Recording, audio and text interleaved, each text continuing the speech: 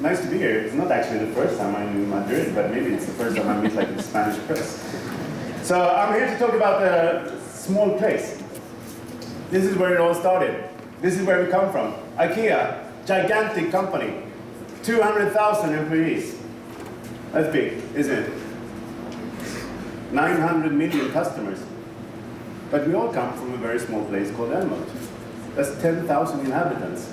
In this very small place, we are 2,000 people working with product development and doing democratic design every day. And this place is in the middle of nowhere, like in the very forests of Sweden. What we work with and what makes us different, we're highly successful when it comes to business. The trick is, and has been always for IKEA, not to focus on business actually, to make business. We focus on fulfilling our vision. And our vision is about making a better everyday life for the many people. That's how we make our business. If we make this happen, we know that people will buy our stuff, and that will create good business for us. From time to time, we have lost ourselves and focused on business. Didn't turn out to be great business. It's better off focusing on people. So people is the very starting point for how we do stuff at IKEA.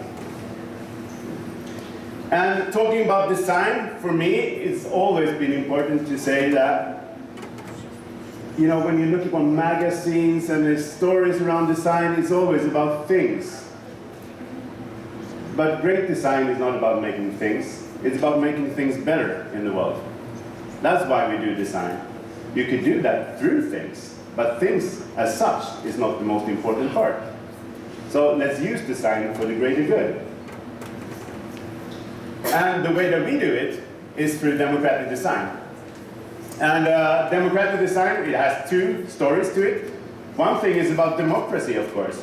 So what's so democratic about democratic design? Do you have any answer to that? Or do you want me to answer? The way that we look upon it at IKEA, anyway, is that, you know, we want to have as many people involved in it as possible when doing the design. Just to have great minds going into the process. So, working together with the end users, working with the producers, working with designers, product developers, specialists, all over the place, involved in all of our products. It actually takes 3 years to do an IKEA product. That's how complicated it is. That's one part of democracy. The other part is, of course, that, you know, if you have great ideas, then you should be able to share them with everybody. So we want everything to be, you know, affordable and achievable for everybody to have. That's the other part of democracy.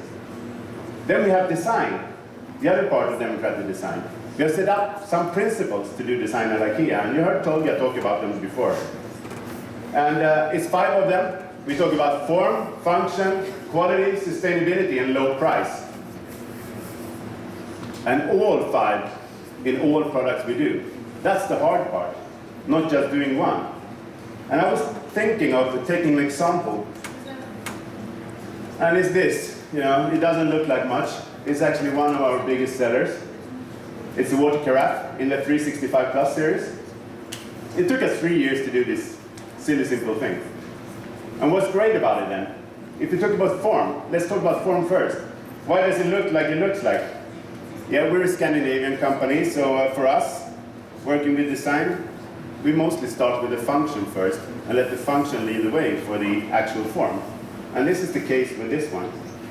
We researched a lot of fridges around the world because we saw that if people wanted, you know, keep water, fresh water, you keep it in the fridge.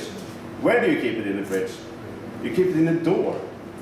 So what's the optimal size for a water carafe to have in the fridge door? That's how we came up with this size, actually. Then you see that most water carafes have a narrow neck. This hasn't. It's actually quite wide. That's a quite difference also to most water carafes. Why did we do that? It's also from out of function that gave the form. Because we knew that one of the hard parts with cleaning your water carafe, sometimes the water is not that clean. Then it gets dirty inside. If you have a narrow neck, it's really hard to clean. And we wanted this to be possible to clean in dishwashers. and to be able to put upside down also in a dishwasher. That's why the look of it. And that's also the function of it. So that's form, that's function. What about quality? Quality and sustainability, for this case, came together because it's a lot about choice of materials. We could easily have done this even a little bit cheaper in plastic. But we didn't want that. We wanted something which was easy to recycle and also had a recycling chain so we could reuse it over and over for circularity reasons. We could have done a plastic stopper too. But we wanted something which was organic, and we wanted something that people understood also from the very beginning. Okay, this is the stopper. Cork is like the perfect stopper. You know this. You're not even allowed to have something else than cork in the Rioja wines, I've heard. So that's still mandatory here in this country. And we saw, since we're IKEA, we look upon new materials and materials which is interesting to us, where there might be a little bit too much of it. And the cork industry has changed a lot the latest years. Actually, because the stoppers for wine are going to screw corks or plastic corks instead. So there was too much cork. So could we use this into the IKEA industry and use this great material which could be reused and reused also for other reasons? So that's why the choice of cork, both for sustainability reasons, but also for quality reasons. It lasts for a lifetime. So form, function, quality, sustainability. Sustainability is not just about how we use our materials and what IKEA can do with our 200,000 employees and our 10 or 1,000 suppliers. It's very much how we could design for nudging behaviors for the future too. This is what we want to do. You're going to see far more of that actually from IKEA, where we use design to nudge people's behaviors into something better. So if we do like a great water carafe, which is perfect fit and really works out at your home, most people will drink more tap water, which is good, isn't it? Instead of buying all of those plastic bottles. Then we get rid of plastic in the world. So this is a way of nudging people's behaviors into something better, and to use design for making things better in the world. And if you have a great idea like this, we have learned, it took us 75 years or so, but we have learned that the biggest threshold for people to buy into new ideas and to actually change their behaviors is being able to buy it. So the price is really important. We're not into the low price business because IKEA wants to be a low price company. We want to be affordable for everybody. We want to share our ideas with as many people as possible. That's a big, big difference from being into low price, actually. So making this thing for $3.99, I think that's a great idea. Okay, a little bit about how we do democratic design. But it all starts with people. And I had a great night, actually, together with some friends yesterday. When I arrived from the airport, we went straight out to 2 homes here in Madrid and did something which is important to us at IKEA, and that is meeting people firsthand. And talking to them what is important in their homes and why do the homes look like they look like. So I'm going to introduce it to some people here. There's a lovely lady who lived single in a small apartment here in the center of Madrid. We were chatting about her. This is her living room area, actually. I don't know if you can see it. And you're very talkative in this country too, so that was kind of nice. And this very lady talked English also, that made it more simple for me. We talked about problems, and what's lovely and what's not, and what she thought was important to her. This is actually her bedroom. And that was kind of nice, because she was really content with the bedroom and the way that she has decorated it. And she wanted it to be unique.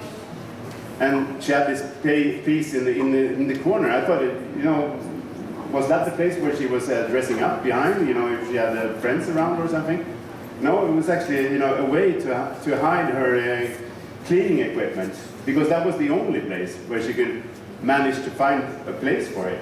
So she had her vacuum cleaner here behind this lovely, scenery. And this is the kitchen, quite crowded, like most kitchens are around the world. in all big cities?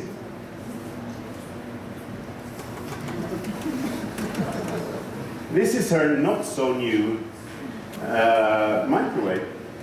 And we talked about this a bit, and I think this is also something for us which is important. If we want to do great design, we need to understand how people value different things. For her, this was a perfectly functioning microwave, and she would rather spend her money on going out partying with her friends than buying a new microwave. So this was not a big deal for her, actually. So getting her to invest in the microwave would be twice as hard as actually, inviting her to a party where she needs to pay a little bit for the party. And to do great design and solutions for people, you need to get into the minds of people also and see how you evaluate different problems instead of being on top of people with what you know. I think this was lovely. Then, we were at a great family. It's a family with two almost adult kids, and they were actually having dinner together with us, which was really inviting and really, really nice. They had a slightly bigger apartment. I think it was about 90 square meters or something, and all kids had their own rooms. And what we saw there, I learned for the first time in my life that you have round towels here. I don't know why, but nobody could explain. But it was kind of exciting. Me as an IKEA person, it doesn't make sense, because if you do round things, there's a lot of waste. We hate waste at IKEA, because waste is like big cost. But they look lovely, and apparently they should be on the walls too. They have a lot of solutions for having friends over, which I think is such a good way to entertain at home. I've always been taught that in the southern parts of Europe, actually you entertain in restaurants and so on. This family was all about entertaining at home. And it was a lot about having an affordable life also, because it's costly to go out on restaurants all the time. Same problem like we have all over the world, where the F/K do you charge all of your stuff? And what do you do with all of those cables? Could we solve that in some way? We haven't solved it yet, but we will in the future. And we talked a lot about decorations, being proud about things. This might not be the typical aesthetics of us at IKEA, but to cherish, actually, all of your memories, and how do you show off your memories. And I think you're going to see some of the stuff that we have done lately is like new vitrines and new ways of showing off your collections and so on. I know that Chris and Maya is going to talk about that too, where we have actually talked about your sneaker collection. I want to show it off. I don't want to have it in boxes. So could we do like transparent boxes? Could we help people to show who they are, being personal? And that was also one of the drawbacks, speaking about what is IKEA and what do you like about IKEA. And one of the things that we heard from both parties was actually that we love IKEA, we love your low prices, we love that you help us to solve my problems at home. But what I don't like is that buying things at IKEA, I'm going to be one of 900 million others having the same thing. So I want to be unique, but still, I like what you do. And that is something for us to bring home also. So how could we do that better? And I think you're going to hear something about that too during this day. How do we take uniqueness on? Yeah, you see by yourself. This is like storage of a mixed storage, one could say. And this is something that we've seen here, and I've seen it in Russia too. It's actually how you do your dishwashing, and you put it inside of your cabinets, which is a great idea. We don't have that. We don't cater for that within IKEA. It's a typical thing that I would bring home. Maybe we could do something about it. And here's the thing. I'm not so proud to say that this was bought at Conforama. So I don't think it's so lovely maybe, but it's a great idea though. This really super tiny table to sit by, and he this was the man of the family, and he had his friend over every day, because this was the only place where he could have a cigarette and a beer. So they sat down here while cooking, having a great time together. So this was the great time table. Yeah, ending up with this dinner. Being first-hand and being really close to people is like the starting point for doing great design, no matter what kind of design you do. You have to be interested in people and how they live. and be interested in production and how things are made. That's the starting point for IKEA. People on one hand, production on the other hand. Get, those two things as close as possible to each other. If you want to know more about how we meet people and our research, we do everything live for everybody. We don't keep it to ourselves. So if you go to this webpage, you can find out all of our research actually yourself and come up with good solutions. So from out of this then, we have something to present to you here today. One of the things is we're taking on open source for the future. We think it's interesting when more people could be involved in the design. And if actually we could design stuff that caters for job making in the future too. Others could benefit from what IKEA does. And this is the starting point of the launch of the Delaktig collection that we do together with Tom Dixon. Behind here, you can see the stuff. And it's actually made out of aluminium. What we wanted to do was to challenge the industry of upholstery. Upholstery has been done in fairly the same way for like 200 years or so. It's very much a handmade and handicrafted thing. We wanted to be highly industrialized instead. So this Delaktig collection we did together with a car supplier instead of a supplier of upholstery. Just to twist things and to raise the quality bar, and also to make it possible to hack for others. So all of the stuff here, we did it together with Tom. We did it together with 3 schools around the world that actually hacked those into different solutions. You can see here. And Tom is going to sell his own version. I don't want this Yeti version, but he apparently likes it. So it's going to be in Dixon's place.